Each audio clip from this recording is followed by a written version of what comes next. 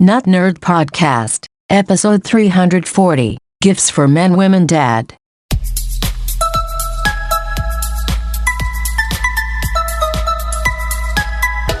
Welcome to the Not Nerd Podcast. I'm Nate Heath, and we are here to help you tech better. Here with me, as always, a very joyous Mr. Dave Baylor.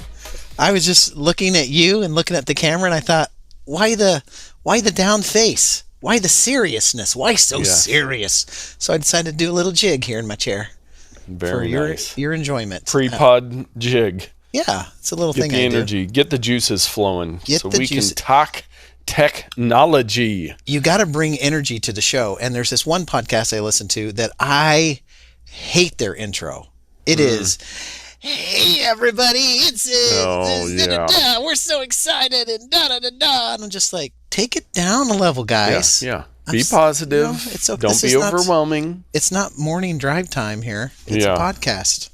But yes, anyway, indeed. How are you, my friend? Are you ready to talk tech today? I am good. Let's get right into some follow-up, because last week, of course, if you are a subscriber, which you should be, you probably caught our WWDC recap. We watched the keynote last week, and then as we were recording, you were installing the betas, and I installed it on my iPad, and I've been hearing other tech people talk about stuff.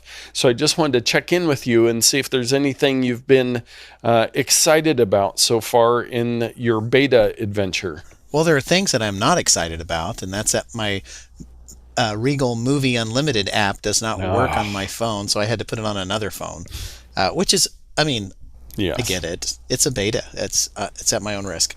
But that aside, I'm liking the lock screen complication / widgets, even though they are super buggy, as to be expected. I'm liking, let's see, what other features do I like? I don't know. There's, it works the way iOS 15 does, with a few little refinements and stuff. Yes. There's like some things in settings, like when you go to settings and you have your AirPods in, there's a line for your AirPods. You don't have to click on Bluetooth and then go to the little eye and click. It just goes right to AirPods. I'm like, brilliant. We needed that a long time ago. So small little creature comforts like that, I do enjoy. And I do not have any iOS hardware that is powerful enough to run the new Stage Manager type stuff. What about you? Is your iPad an M1 iPad? It is an M1 iPad, and I installed and again, these are the developer betas, so it's very early stage. The public ones will be out. So I did play with the Stage Manager a little bit. I just don't know if it's really part of my workflow. It was off by default. You go into Control Center and turn it on. But I did play around some with, being able to resize the windows and stuff. And I think for a lot of people that are a little more iPad usage heavier than I am. That's such an elegant way to say that. Yes. I think it's really going to allow for a lot more productivity. It might get me using my iPad more. The other thing I played around with that I think maybe, I don't know if we even mentioned it in all the hubbub last week, is the ability to quickly remove background from photos. I think maybe we did when we were talking about the lock screen. I played around with that a little bit, and it is pretty impressive. You just quickly tap on the picture and start dragging, and it just pulls the person out, and you can... I was having some problems moving it somewhere else, but I could see what it was doing. The only problem, as with portrait mode, Apple, if you're listening, Tim Cook, my mustache gets cut off. I need to try it. The picture I was playing with, it wasn't a really, good background.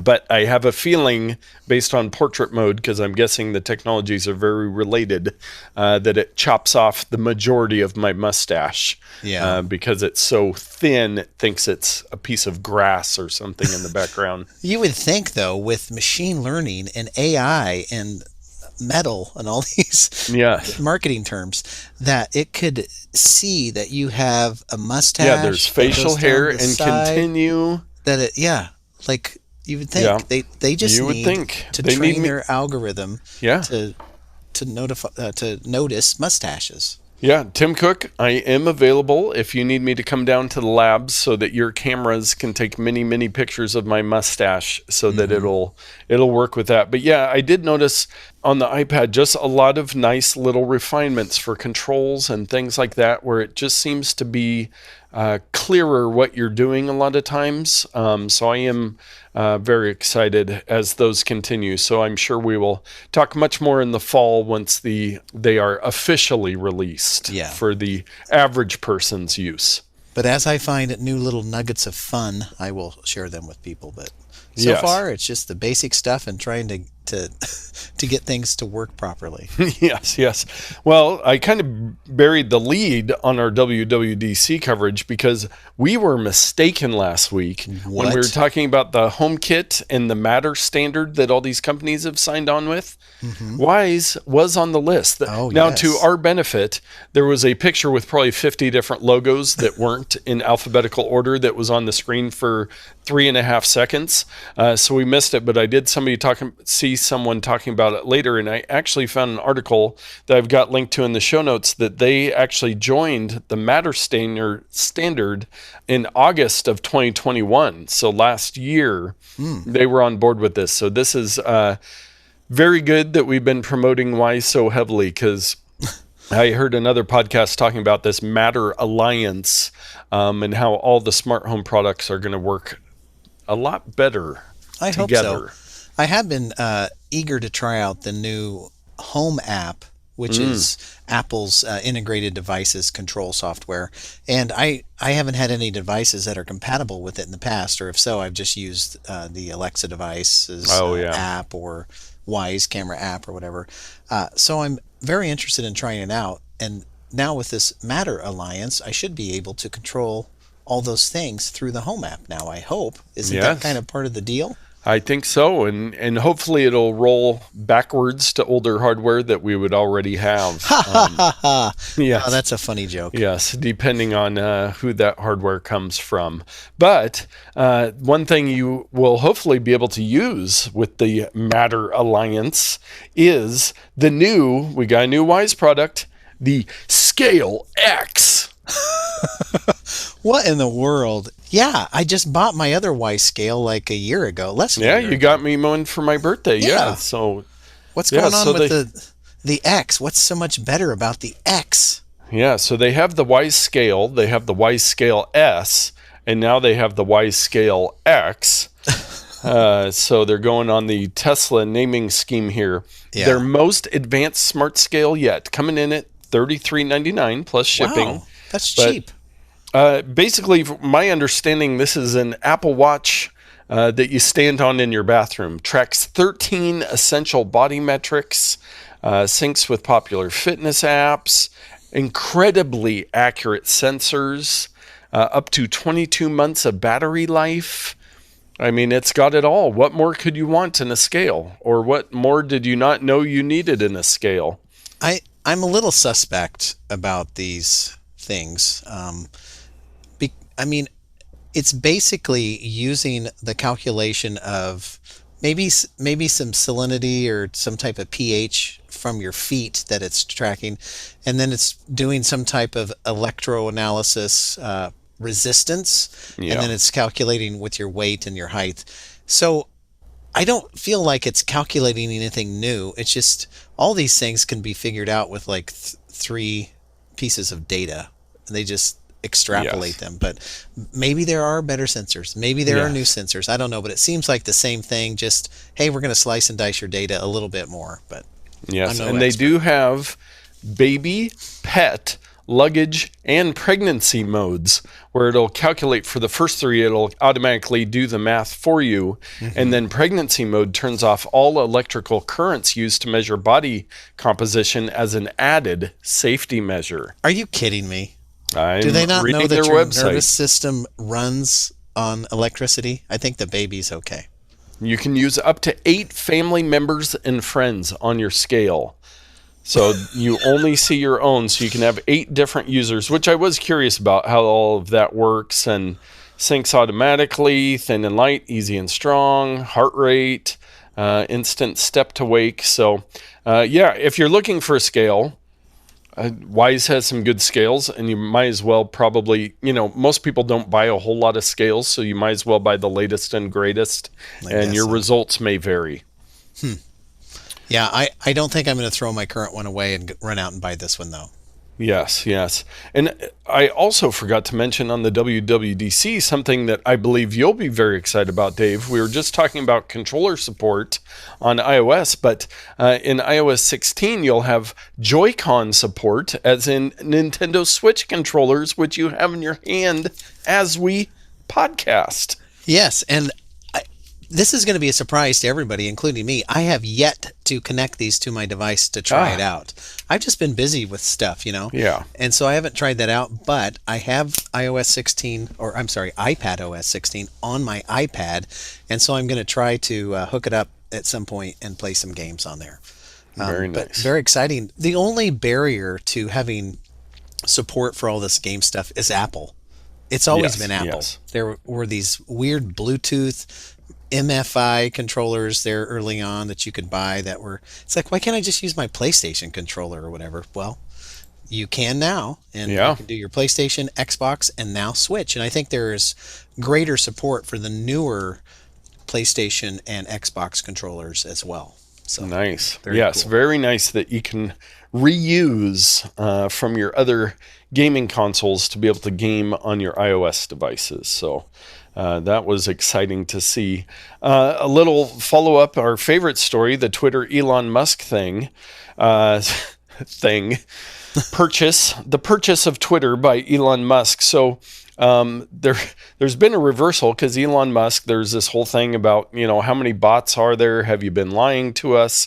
So they weren't going to provide him any data, but now Twitter is going to provide Elon Musk with all internal data. It's full fire hose, the massive stream of data comprising more than 500 million, with an M, tweets posted each day. Wow, that is a lot. So what if he steals this information and makes his own Twitter? Oh, yeah, there you go. With all the data. Just repost it all somewhere else. Yeah. Says thanks for nothing. But yeah, there's still a lot of speculation on this. If he really did ever want to buy Twitter, or if he was just trying to get this information out of him. I think he honestly does want to buy Twitter, but I also think he honestly wants to have accurate information before he spends $40 billion or whatever it is. Yeah. You might like to shop around a little bit with that $40 billion. Yeah. Hopefully this will allow him to move further down the field in making this purchase. I'm getting tired of him just kind of being on the fence on this whole thing. Yes. So he can get that figured out, and we can do whatever he's going to do. Well, we do have, I hate to even bring it up, but we've got some Cryptowatch. If you pay attention at all to cryptocurrencies, they have not been doing too well. No. We actually, we're talking about, there was the Luna coin or whatever that basically went to zero. I was reading some story about some big crypto billionaire that had gotten the Luna logo tattooed on his arm, which he was probably regretting. But there's a company called Celsius, which is a crypto bank, we'll say, for an easy term. Okay. But due to extreme market conditions, today we are announcing that Celsius is pausing all withdrawals, swap, and transfers between accounts, which is not a good thing. I'm very disappointed in my crypto portfolio. Yes. And you keep sending me alerts every time it goes down another 5%. And so it's 5% less, 5% less. And I'm getting a little depressed. And so I don't even look at this stuff anymore. Yes. Yeah. Just let it ride. I will say I've got my little app open on my phone just to give you a frame of reference. Bitcoin, which is currently, as of today, Monday, June 13th, as we record, it's at $21,235.90. Now, the high in the last 6 months was $52,111. So it's down like 60%. Well, Ethereum hit the lowest it's been in 52 weeks. And so that's exciting. They need to stop measuring this in dollars and start measuring it in Mexican pesos. Okay. Because so the value is better. just not, I think the numbers are too far off here. Yes, both Bitcoin and Ethereum are at their by far lowest of 52 weeks, and they just seem to keep going down. But yeah, some of these, I mean, there's so many different crypto services online, and the Celsius ones, they're just pausing a bunch of stuff because they're trying to keep up with, what's even going on there. So I'm trying to get out of the ad in my stinking little free app here. Free apps showing me ads. So I'm looking at the 1 year, and it looks like a year ago Bitcoin was probably about $25,000-$30,000. So it's let's go to 2 years. So it is higher than it was 2 years ago. And 5 years, it's a lot higher than. So it's all about perspective, Dave. Yeah. But I mean, if you go far just enough, don't pay attention to how much you bought it for. Just imagine what it can be in the future. if you go far enough back, you've made all kinds of money. Yes, indeed. So we will see where crypto goes. It's not looking good at the moment, but it's had big downturns before. So if you've got some, don't rush out to sell it. Just hopefully you didn't take out a second mortgage for it, and it'll come back up eventually. Let's hope so. Yes, but in much happier news, Seth Green that we were talking about, he got his Bored Ape NFT back. I'm so excited for Seth. I mean, I was very concerned that his I'm trying to describe what I really feel of these Bored Ape NFTs. Anyway, he got it back, and that's exciting for him because I don't like people who steal things from other people. And so even though he had to pay some money to get it back, I feel like justice has kind of been served so he can move forward with his program. Yes. It's an interesting thing as we move through all these digital assets. But you know what else is interesting? Dave's Pro Tip of the Week. So this next pro tip, I'm going to need some help from you, Nate. Yes. Because I am on a beta, as are you, but I've already done this thing. And so to describe the process of doing it, I didn't want to look up a bunch of websites. And so the topic of today, and I guess I'm assuming you haven't done this yet, is privacy reports. On your iOS devices, and I have not checked on your computer, but on your iOS devices, you can enable a feature called Privacy Report. And it takes some time to get going. If you turn it on, there's nothing there. But when you do turn it on, the device starts keeping track of all the URLs, all the callbacks to all these things, what apps are doing, where they're going, what information is being sent back and forth. And it's very insightful. You'll need to go into settings on your iOS device and then go down a little ways to privacy and security. Now, Nate, when you're in that screen, is there an app privacy report item near the bottom? Yes, at the very bottom there is. Okay, and when you click on it, I think there's just a little toggle that says Enable App Privacy Report. Yes, turn on App Privacy Report. So I am clicking that now. And then, like you said, now I have a box that says report information will appear here as apps are used. Yes, well, I've been doing this for several weeks now in anticipation of this pro tip, just so I could share what's going on. And in mine, there's a section that has data and sensor access, then app network activity, website network activity, the most contacted domains, and then, of course, I can turn it back off if I don't want it there. But let's take a look at some of the items just in those sections for me. Data and sensor access. So calendar, the built-in calendar app is in there. Like, what's it doing? Well, it's queried the contacts application just 1 minute ago. It's constantly looking at my contacts for my internal data. The mail app is doing the same thing. That's looking at contacts. Weather, it's looking at my location. 1 minute ago, today at 6:53, it looked at my location. Photos, of course, App Store. And then you can show all of these things and built-in apps, third-party apps, everything. So let's go to one. Let's go to Wyze. Let's see what Wyze has been doing here. 4 days ago, it queried my location. A month ago, it looked at my photos and my microphone. Because the Wyze cameras, you can talk through them so that the person on the other end can hear. Photos, if you save a video or a photo of an event, it needs access to your photos.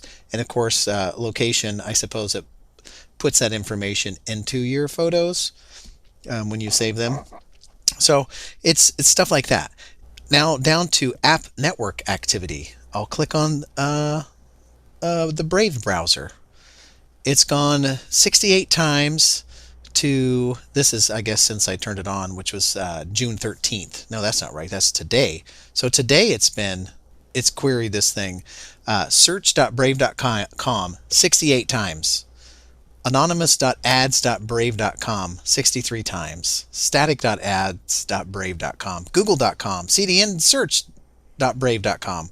So as you would expect, most of the things are going through Brave's servers, but some of the things are going through Google. Like if I go to google.com and do a search, the Brave browser's accessing Google's servers. Let me see if there's other things here. Facebook, because apparently I went to the facebook.com website on this. Facebook.net. Did you know that Facebook also has a .net for probably their ads and all this garbage? So this list goes on and on here. It's not Oh, it yeah. goes on and my on goodness. and on of most contacted domains by the Brave browser. And so that's just one of my apps. Let's see what Wyze is doing. What are they doing here? It looks like they're going to an alarm thing. They're going to CloudFront, which is probably where they store the videos. Segment.io, a bunch of Wyze proxies. Who knows? Ookla, which is like a search. Oh, actually, no, it's not. It's oscp.pki. I read it too quickly. It's probably a Google thing. iTunes.apple.com with a P49-buy. It's probably to go to connect to the App Store to do the in-app purchases. Oh, yeah. So stuff like that. So I'm not an expert. I'm not going to know all this stuff, but you can get a very good sense of what activity your apps are doing. I don't have Facebook or Instagram on my device. I just go to their website, but I'm going to tell you, there's going to be a lot of data there to look at. Website network activity, facebook.com, gizmodo.com, decotvframes.com. That's where I can change photos to put on my The Frame TV. Yes. YouTube.com, etc. And so that was network activity. And then the most contacted domains where they compile all the apps, all the information, is at ocsp.pki.goog. So something Google. Yes. Google APIs, measurement.com, from Google, it says specifically. Another one from Google, and then finally that App Store one from Apple. And then I can click more and see hundreds and hundreds and hundreds of more, like fonts.googleapis.com. If you go to a website that loads fonts. Oh, yeah. So, wow. The information is like a fire hose. Yeah. Lots of information. But if you're concerned about what your apps are doing, and you want to drill down and find out, so enable App Privacy Report. Very nice. Yeah, I'm already getting... I opened the Twitter app and then came back to this, and it had some check-ins. Turn on Google Facebook. Docs. Let's see in real time how many. Yeah, Facebook, without me opening it, has done 6 things, but I think those were notifications. So let me open up Facebook and then switch back over. Yeah, Facebook's only has 6 network activities, while Twitter had 14. So. So very, very fascinating to have all this data available to you. And like you're saying, if you're concerned about some rogue app or something, you can go in there and get all the information right without doing any crazy hacking or network scanning or any of that stuff. Very nice to have that on your device. Well, let us move on to our takes of the week. There was a story going around this week, and it was actually somebody that had worked at Google, and he kind of came out and made the claim that their LaMDA AI system, he was saying that it was getting sentient and, that we're in big trouble. So the article it's a Substack article from Gary Marcus, where he is pulling together a lot of other people in the AI world saying, no, it's not. And it is not sentient, and just talking about, there's some interesting stuff as I was looking through the article, just talking about how it's word recognition. It's not, language recognition type stuff where it's it's only as good as the information it's given. So you probably don't need to put your tinfoil hat on right this moment, Todd. We aren't to sentience yet, but they talk about the Turing test, which has long been a test for artificial intelligence.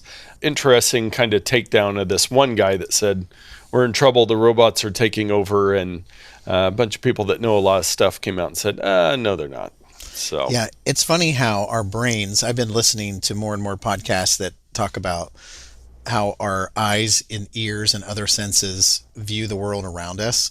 And the one specifically was on 20,000 hertz, where they were talking about your ear and people with cochlear implants, where they put the signals from the implant right into your cochlea, and it stimulates it, that you have to go through a process. Sometimes it takes 10 months, 12 months, 2 years, but you're training your brain to interpret those signals for what you know the sound is supposed to be.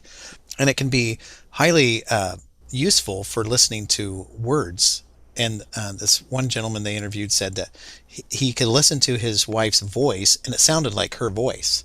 But when you listen to music, it's just a bunch of noise and stuff like that. Oh. And so he had to train his brain to figure out music, and he still can't really enjoy it as much as he could. But the point of the matter is, and how it's related to the story, is that our eyes and our ears fill in gaps around us all the time.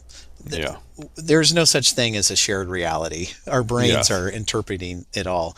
And so I wonder, in this gentleman's case, if he just his brain was fooled so much that this thing was sentient, because it's filling in all these gaps, it's acting like a human, it's responding in ways that he didn't expect, but he's being tricked. His own mind is tricking him. Yes, indeed. I was trying Blake Lemoine. He was suspended from Google from sharing all this stuff, which he is claiming is sentient. So Google said, okay, dude, you're out of here. So maybe it is sentient and they're lying to us, but a lot of smart people seem to think that is not the case. That's usually what you can do, is you can look at lots of different smart people, and if they're all in agreement and you're not, you're probably the wrong one. Yes. Well, this next story, this is an interesting site that I found somewhere, and we've talked many times in the past about our lack of faith in government technology systems and how they often fail. Well, here in the United States, we're having, due to multiple causes, a baby formula shortage. So our government hasn't created a website for this, but Marcella Young did. She used this proxy.co, where you can kind of do this open source mapping stuff. And she has created a map where it has different symbols around, and you can zoom in and zoom out. But there's need formula, can donate breast milk, need breast milk, formula in store, or a milk bank. So it gives these parents a resource to find this stuff in their local area. Some places are being hit a lot harder, and some people, need very special formula for their children for different reasons. Now, I'm looking in the Portland area, and it looks like there's a couple people that need formula. And I forget, I heard somebody talking about this, how she's getting all of this information in there. But just a very cool little website, and just shows you what somebody that's motivated can put together pretty quickly. Now, I will say, from a security standpoint, if you're wanting to participate in this, you might create an alternative email account, because when I click on in Hillsborough, for example, a person who is needing formula, it has the person's email address. And then the person who can donate formula across town, their email address is there as well. So I can see some scammers scraping all of the information from the site and then saying, hey, I have click here to get formula, and then stealing Send me money. Yes. So be very careful, because this looks like nationwide people's email addresses, and it's probably trivial to go through here and scrape the tens of thousands of people who have already signed up for this. Yes, indeed. So I'm sure, hopefully, Marcella can get some help on that. But a very interesting use of technology in a time of need. And then some interesting technology in not your time of need from the Wall Street Journal. Some ads play on streaming services even when the TV is off. Study finds lack of communication between TV sets and streaming devices causes estimated waste of over $1 billion with the B dollars, $1 billion in ad dollars. Dollars. And I can understand how this happens. You have a cheapo streaming device that doesn't talk well with your TV. You turn your TV off. The streaming device keeps playing. Now, a lot of them will stop after some point.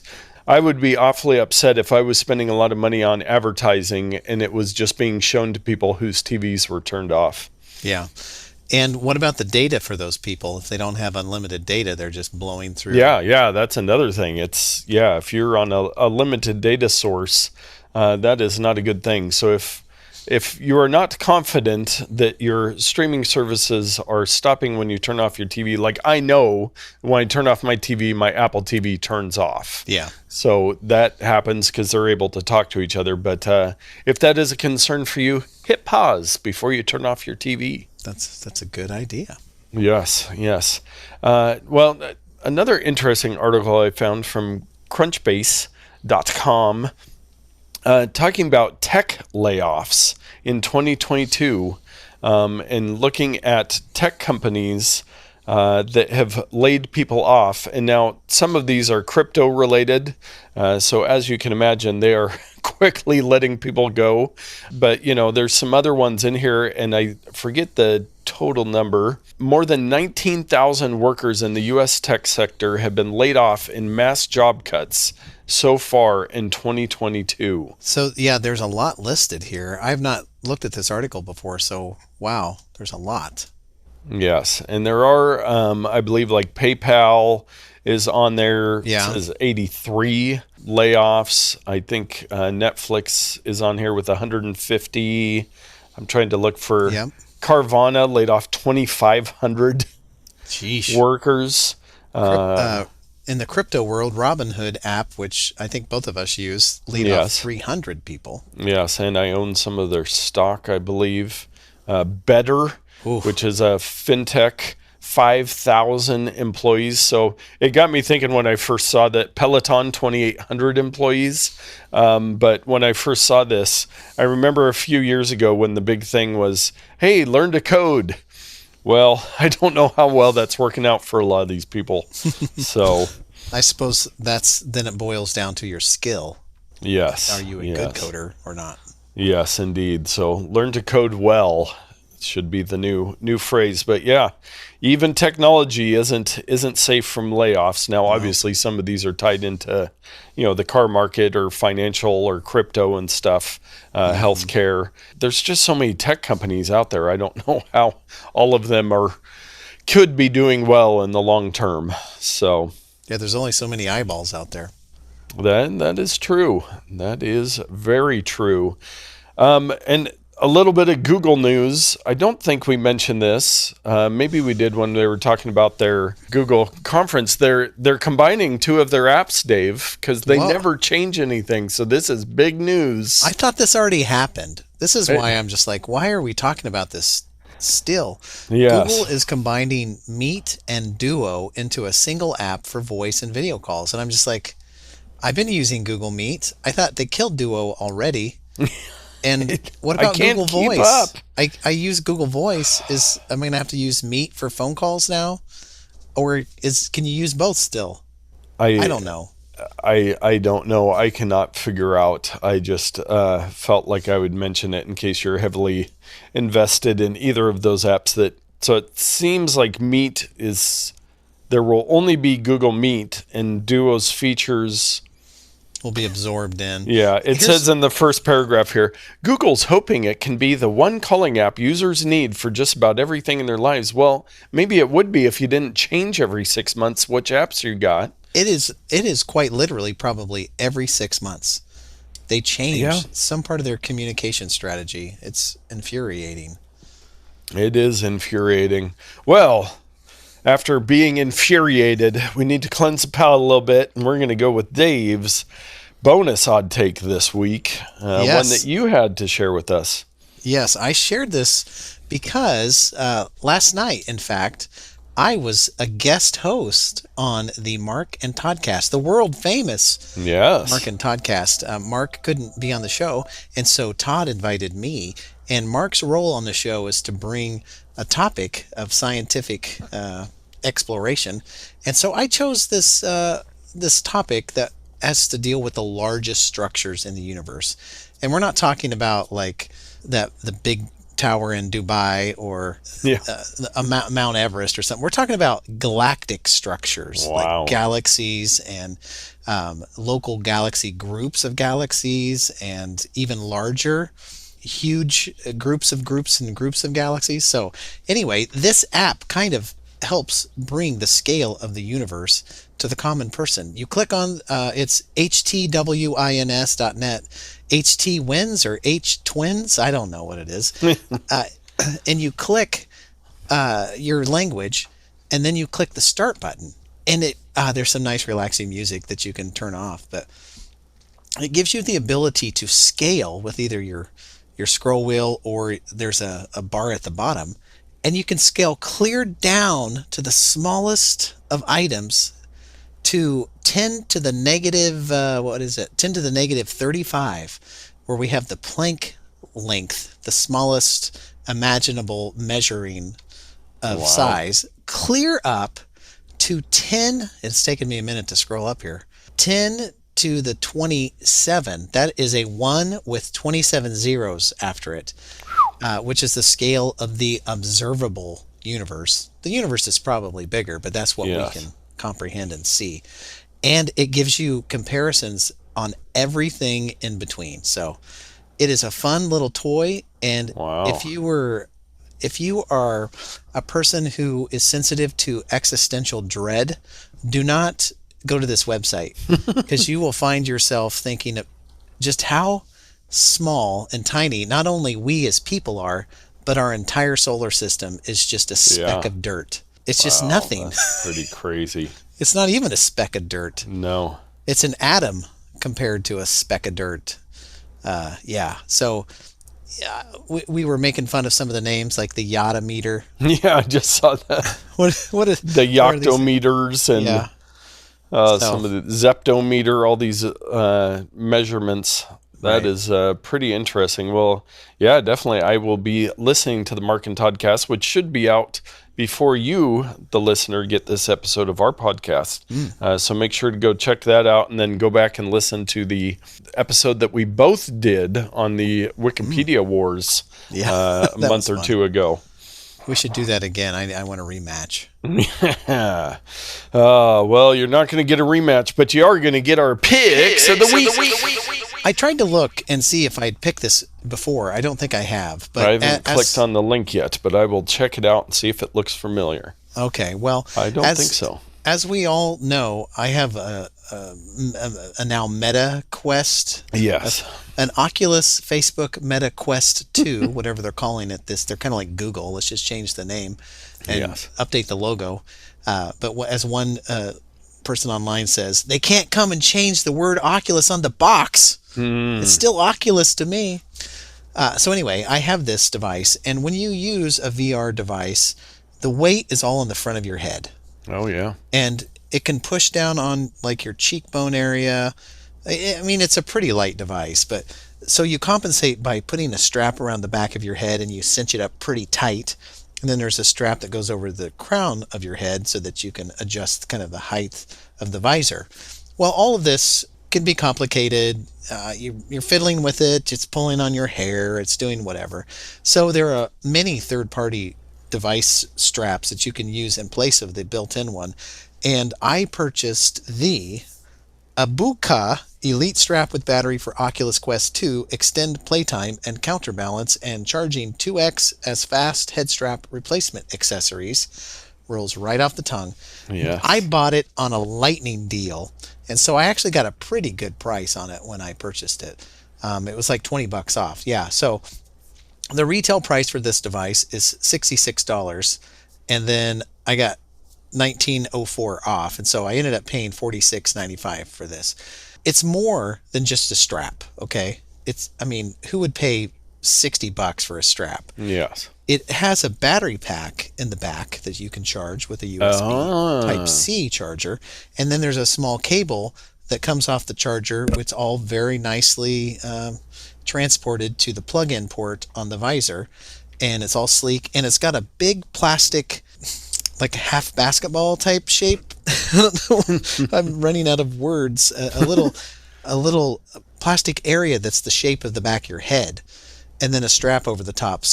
And then it's got a crank, a little disc that you spin, and it will compress the visor into your face and the little cage on the back of your head, and the weight of the battery counterbalances the visor very nicely. And so not only is it more comfortable, it provides a better experience, a tighter experience. Your visor doesn't move as much.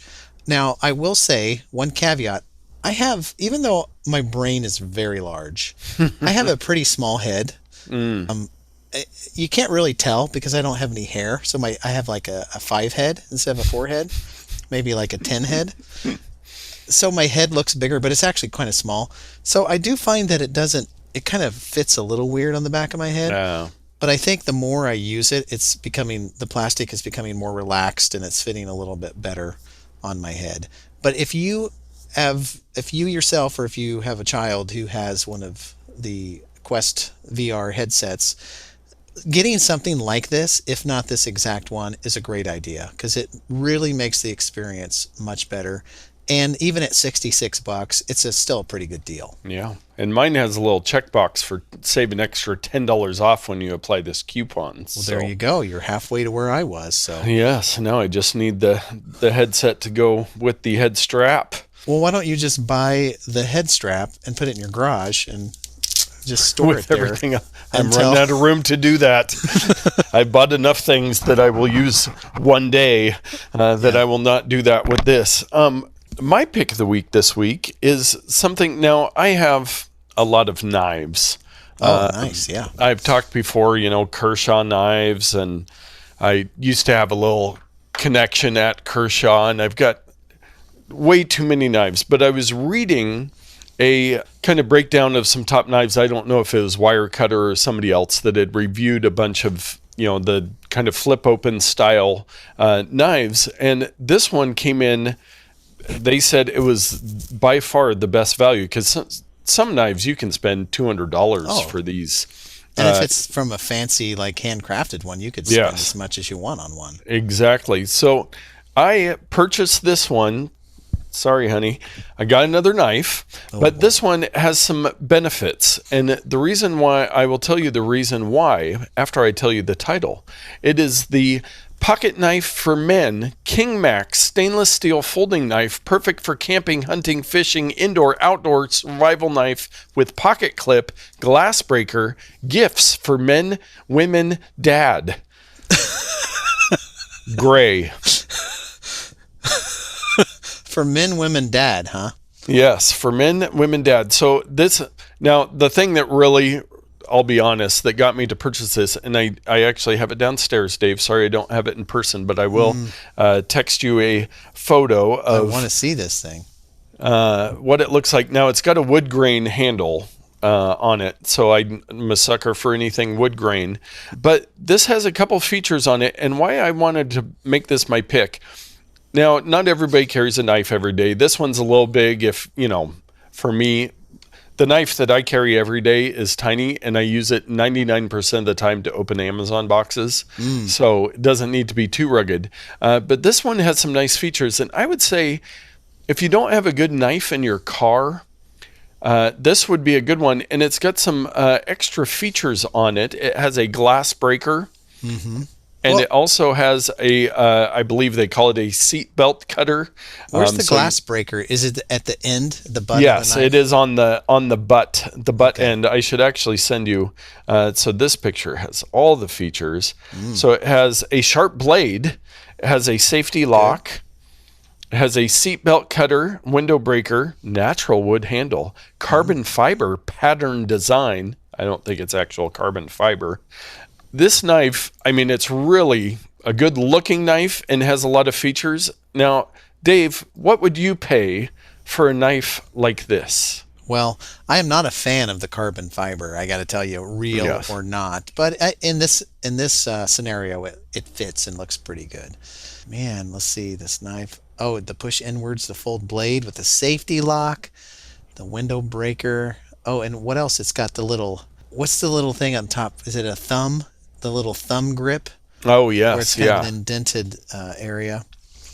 So since you're so excited about this, I think that this knife is going to be this is going to be a $12 range knife. Well, Dave, you're way off. It was $12.99. Aha! Good See, job. I know your tricks. Yes. You wanted me to say it's a $45 knife. Yeah. But no.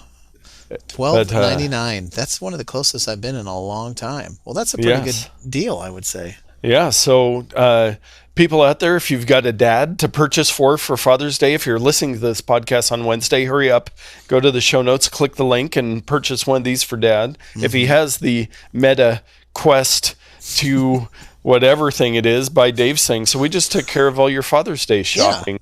Yeah, most of the stuff can be in there 1 or 2 days, sometimes same day.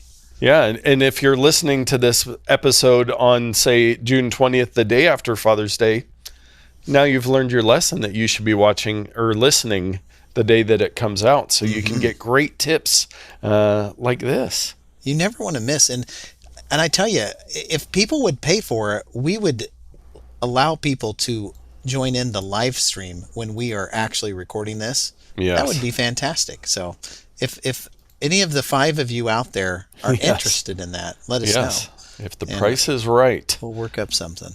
Yes.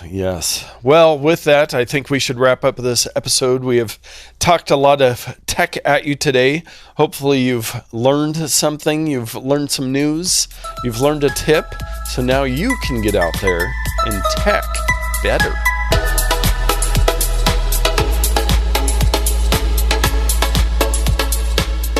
Learn some news, huh?